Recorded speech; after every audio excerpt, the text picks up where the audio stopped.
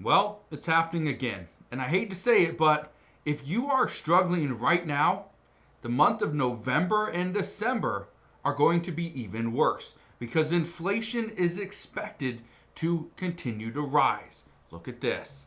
It says Trump says inflation is defeated and the Fed has cut rates, yet prices remain too high for many.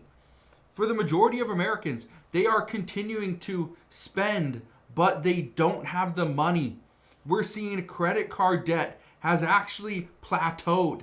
It's not going up, but it's not going down. Why? Well, according to reports, it's because the American people have maxed out their credit cards. And let me ask you this. Do you have just one credit card that is maxed out? Let me know down in the comment section below. Because for many, they have multiple cards that are maxed out which they cannot use. But here's the problem. We are now hearing that the expectation is that inflation is going to rise even more as a result of this right here. It says Trump announces extra 100% tariff on Chinese goods starting next month. I want to read a little bit of this to you because this has a lot of people freaking out. When President Trump announced on Friday that he was going to impose a 100% retaliatory tariff on China, in addition to the tariffs that they currently hold, well, the market sold off. People freaked out. That's what happened. Look at this. It says President Trump on Friday said he will impose an additional 100% tariff on imports from China starting next month. It says the new 100% tariffs will add to an already existing import tax on Chinese goods. The president wrote on Truth Social, tariffs on Chinese imports currently stand at 30%. Mr. Trump said the U.S. will also impose extra controls on any and all critical software starting next month. So on November 1st, the United States and China will be going into this tariff war. We will enter a war with China. It will not be a military style war, but it's going to be on tariffs and trade. That's what we are expecting. It says right here, on Sunday, which is today, China signaled that it would not back down in the face of the tariff threat and urged the U.S. to resolve differences through negotiations instead of threats. It says China's stance is consistent. We do not want a tariff war, but we are not afraid of one. Okay, things are going to intensify. Well, look at this. It says the U.S. economy may be living on borrowed time, not weathering tariffs. It says, as economists gather in Washington for the International Monetary Fund and World Bank meetings, they can debate the true impacts of President Trump's policies. What I can tell you is a lot of people are, well, they're frustrated because we have been through this before. Look at this. It says at the IMF's last gathering in April, markets had just been jolted by the shock of President Trump's Liberation Day tariff blitz that caused a sharp slide in the dollar, rising U.S. government borrowing costs, and warnings about fragile financial stability and a looming recession. We are now talking about that again. I thought we were past this. I thought we were past talking about a recession, hyperinflation, but that's all coming back as a result of this trade war that we have going on with China. Look at this right here. Because a lot of people are thinking, well, this isn't going to impact every single person because I'm not going to go out there and buy a new car. So the prices for vehicles going up doesn't really impact me. I'm not going to go and buy some new furniture, so it doesn't impact me. Keep in mind what's about to happen. On November 1st, we are going to see an additional 100% tariff as of right now. This could go away, but as of right now, that is likely going to stick. Here's the problem. We are also coming up to the peak buying time for the year. This is where many businesses make the bulk of their money, is during Q4, which technically we're already in, but the peak buying season is actually November and December. Guess what's going to happen if stores cannot restock their shelves with somewhat discount goods. And now they have an additional 100% tariff on those products. Stores are going to lay off employees. Stores are going to shut down come January. This is too late for them to shut down now, but they're going to shut down in January and February as a result of not being profitable and losing potentially millions of dollars or billions of dollars. But here's what's also going on. Look at this. This shutdown, the United States government has shut down. We are on day 12 as of today. The shutdown is starting to hit federal workers' paychecks. Okay? People are receiving partial checks as of right now. Well, guess what? Says it's a bittersweet payday for federal workers. A lot of us are living paycheck to paycheck.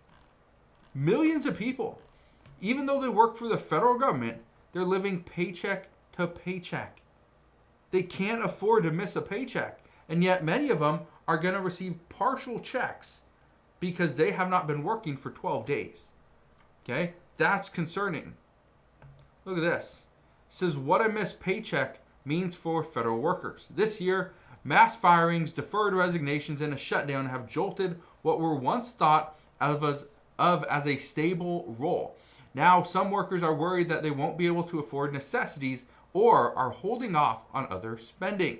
It says Jill Hornick, a Social Security field employee, office employee for over 30 years and administrative director of the AFG Local 1395, said that she was looking into organizing food drives for her fellow federal workers. If it goes long enough, I won't be able to afford to pay for my medical expenses or medications.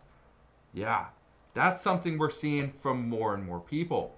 Well, listen to this report as well. A study from Goldman Sachs found that 39% of Gen Z, 45% of millennials, and 41% of Gen X describe their financial situations as primarily living paycheck to paycheck. They also say their situation makes it tough to pursue long-term financial goals. We should point out that number drops to just 18% among baby boomers. So right there, 39% of Gen Z are living paycheck to paycheck. This is according to Goldman Sachs. 45% of millennials, 41% of Gen X, and 18% of baby boomers. Guess what? If you look at the U.S. as a whole, according to reports about 2 months ago, it said that over 50% of U.S. workers are living paycheck to paycheck at this time. They cannot afford to miss a paycheck because they can't afford to pay their rent.